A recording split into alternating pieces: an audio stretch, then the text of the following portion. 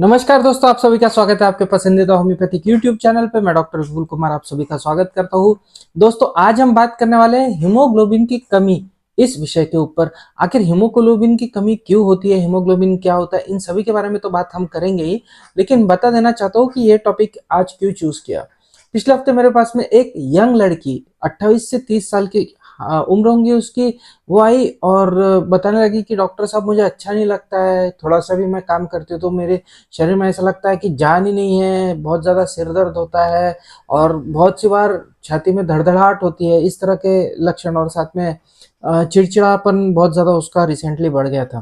तो ये सभी लक्षण थे और बहुत ज़्यादा कंफ्यूज थी और कह रही थी कि मुझे मानसिक रोग हो गया है, इसीलिए मैं चिड़चिड़ी हो गई हूँ, थोड़ा सा डिप्रेस सा लगने लगा है।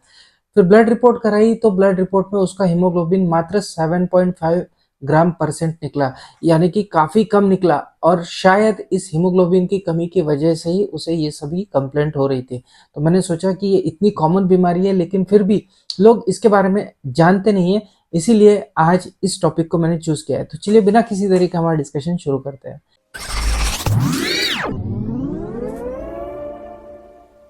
दोस्तों, आगे बढ़ने से पहले आप सभी से अनुरोध रहेगा कि यदि मेरा चैनल पहली बार देख रहे हैं तो प्लीज चैनल को सब्सक्राइब कर दीजिए और साथ ही साथ बेल आइकन का बटन दबा दीजिए।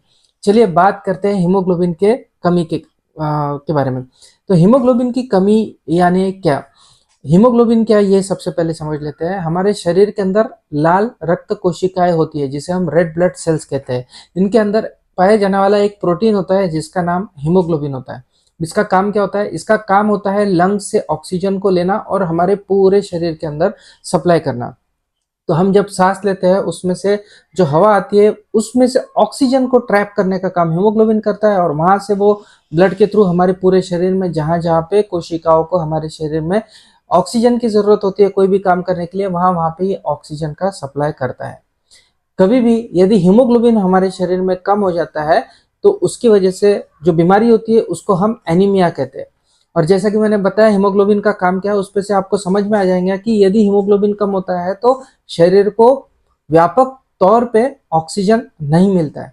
तो इस वजह से कई तरह की तकलीफें हमें शरीर के अंदर होती हुई देखने को मिलती है। बहुत ज़्यादा थकान होना, सांस का फूलना, शरीर में जान ना होना ऐसा फील होना, चक्कर आना, सिर दर्द होना, छाती में धड़धड़ाहट होना, ये सभी लक्षण हमें इसकी वजह से देखने को मिलते हैं।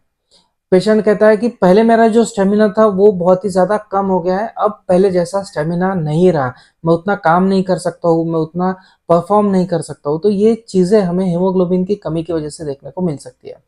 अब हीमोग्लोबिन की कमी हमें ज़्यादातर महिलाओं के अंदर, फीमेल्स के अंदर देखने को मिलती है। क्यों? क्योंकि महिलाओं के अंदर माहवारी भी आती है, पीरियड्स आते हैं जिसमें ब्लड लॉस हमें देखने को मिलता है। इसके अलावा प्रेगनेंसी जैसी सिचुएशन भी महिलाओं को ही फेस करनी पड़ती है जिसकी वजह से उनको एक्स्ट्रा हीमोग्लोबिन की ज़रूरत होती है और इसीलिए इनके अंदर हीमोग्लोबिन अक्सर हमें कम देखने को मिलता है। डिलीवरी में भी बहुत सा ब्लड लॉस हमें फीमेल्स के अंदर देखने को मिलता है। अब आप यकीन नहीं करोगे कि हमारी इंडिया में लगभग 40% पॉपुलेशन, 40% आबादी के अंदर हमको हीमोग्लोबिन की कमी देखने को मिलती है। इतनी बड़ी मात्रा में ये बीमारी हमें देखने को मिलता है। अब ऑक्सीजन यदि शरीर में कम हो गया तो क्या हमें देखने को मिलेगा?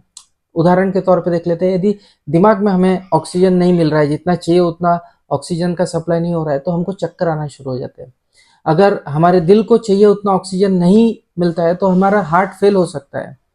इसके अलावा व्यापक तौर पे अगर हमारा ऑक्सीजन बहुत दिनों से कम है, वहाँ हीमोग्लोबिन बहुत दिनों से कम है, ऑक्सीजन नहीं मिल रहा है बॉडी को, तो हमें हमारे शरीर के अंदर बार बार इन्फेक्शन होता हुआ देखने को मिलेगा। बार बार इंसान जो है वो बीमार होता रहेगा। इसके अलावा उसका मन अच्छा नहीं लगेगा, उसे कहीं पे भी दिल नहीं लगता है। जो चेहरा होता है इंसान का या हाथ पैर होते हैं वो एकदम सफेद हो जाता है। लोग देख के ही दूर से बोल देते हैं कि भाई तेरा चेहरा काफी सफेद दिख रहा है, आखिर क्या माजरा क्या है। इसके अलावा बच्चों के अंदर यदि हीमोग्लोबिन कम हो जाता है, आयरन डिफिशियंसी हो जाती है, तो बच्चे बर्फ खाना या मिट्टी खाना शुरू कर देते हैं। तो ये अजीब से चीज़ें खाने की आदत बच्चों के अंदर हमें लगती हुई हीमोग्लोबिन की कमी की वजह से देखने को मिलती है। इसके अलावा हीमोग्लोबिन की कमी के वजह से चिड़चिड़ापन और डिप्रेशन भी हो सकता है। ज़्यादातर वीडियोस में ये इन्फॉर्मेशन ही नहीं दी जाती है, लेकिन आपको ध्यान में रखना है कि अचानक से यदि कोई चिड़चिड़ा हो रहा है या अचानक से उसको डाउन लग रहा है, डिप्रेस सा फील हो रहा है, तो एक बार ज़रूर हीमोग्लोबिन चेक करा लेनी चाहिए। ये भी हीमोग्लोबिन की कमी के लक्षण हो सकते हैं। अब ज़्यादातर केसेस के अंदर हीमोग्लोबिन की कमी क्यों होती है? क्योंकि कुछ न कुछ हमारे खान-पान में कम है। हम आयरन जितना चाहिए शरीर को उतना नहीं खा पा रहे हैं, हम विटामिन बी12 जितना चाहिए शरीर को उतना नहीं मिल रहा है। तो पोषण की कमी की वजह से ज़्यादातर केसेस में हमें हीमोग्लोबिन की कमी होती हुई देखने को मिलती है। लेकिन हर बार यही केस हो, ये ज़रूरी नहीं है। कुछ केसेस के अंदर जेनेटिकल प्रॉब्लम रह सकते हैं, जैसे कि थैलेसीमिया जैसी बीमारी रह सकती है, जिसकी वजह से हीमोग्लोबिन कम रह सकता है। तो इसीलिए ज़रूरी ये है कि आपको यदि लग रहा है कि आपको ये सभी लक्षण है, तो एक बार नज़दीकी डॉक्टर को दिखा दीजिए। वो आपकी जाँच करेंगे, सीबीसी करेंगे, हीमोग्लोबिन कम है ये एस्टेब्लिश करेंगे, एनीमिया है इसका डायग्नोसिस करेंगे और बाद में आगे और कोई आपको जाँच कराना है या नहीं कराना है, उसका डिसीज़न आपका नज़दीकी डॉक्टर अच्छी तरह से ले सकता है। अब बचाव करने के लिए हम क्या कर सकते हैं?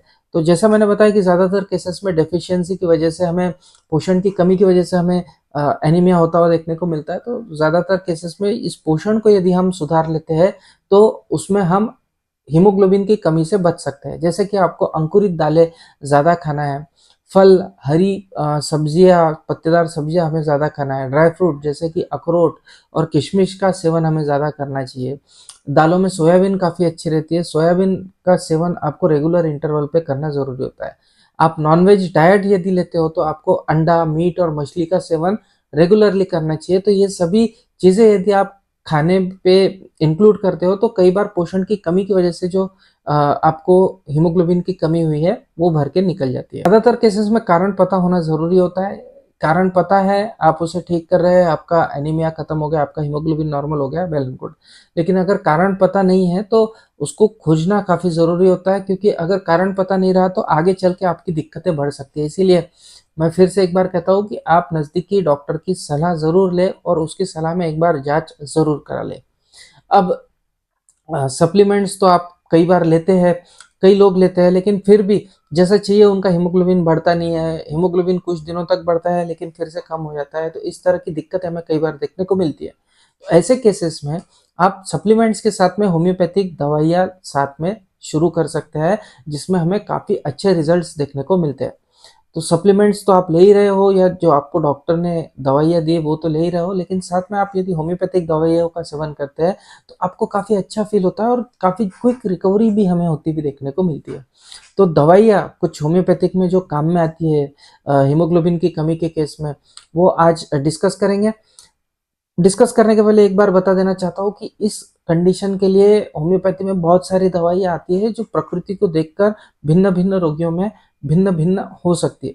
लेकिन फिर भी आज मोस्ट कॉमन दवाइयाँ जो सबके अंदर यूनिवर्सली काम आ सकती है, उनके बारे में डिस्कशन करूँगा। सबसे पहली है फेरम-फॉस। इसके अंदर 2 घटक होते हैं, आयरन और फास्फोरस।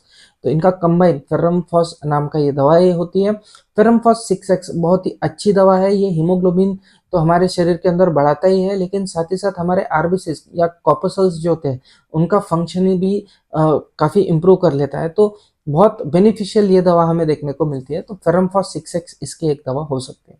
इसकी अगली दवा हो सकती है लेसिथिनम 6x। ये काफ़ी अच्छी दवा है और आप फेरमफॉस 6x के साथ में लेसिथिनम 6x की 2-2 टैबलेट सुबह शाम कंटिन्यूअसली ले सकते हैं। इसके अलावा एक मदर टिंचर आता है जिसका नाम है स्ट्रोफेंथस क्यू। स्ट्रोफेंथस क्यू की 20-20 बूंदे आपको सुबह शाम आधा कप पानी में मिलाकर लेना है। आप कंटिन्यूअसली यदि लेते हैं 4-6 महीने तक तो आपको काफ़ी अच्छे रिजल्ट्स देखने को मिलते हैं। खासकर ओल्ड एज के अंदर हमें स्ट्रोफेंथस के बहुत ही अच्छे रिजल्ट्स देखने को मिलते हैं, जहाँ पे बहुत ज़्यादा एज हो गई है और वहाँ पे हमको यदि हीमोग्लोबिन की कमी देखने को मिलती है, तो स्ट्रोफेंथस के बहुत ही बेनिफिशियल रिजल्ट्स हमें देखने को मिलते हैं। लास्टली एलेट्रिस फेरिनोसा नाम की एक होम्योपैथिक दवा आती है। इसको भी मदर टिंचर फॉर्म में आपको लेना है।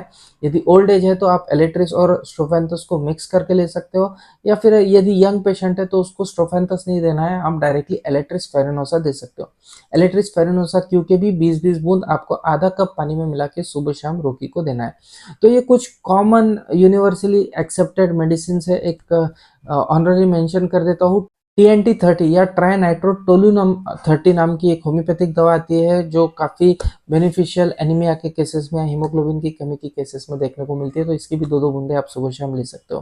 तो ये थी कुछ होम्योपैथिक दवाइयाँ जो इस कंडीशन में आपकी मदद कर सकती है। आशा करता हूँ ये वीडियो आपको अच्छा लगा होगा और ये जो दवाइयाँ मैंने बताई आप ज़रूर यूज़ करके देखेंगे। इसी तरह के इंटरेस्टिंग और इन्फॉर्मेटिव वीडियोज़ के लिए मेरे चैनल को सब्सक्राइब करना ना भूलें। अगले वीडियो में आप सभी से फिर से मुलाकात होंगी, तब तक के लिए आप सभी की इजाजत चाहता हूँ। जय हिंद, जय भारत।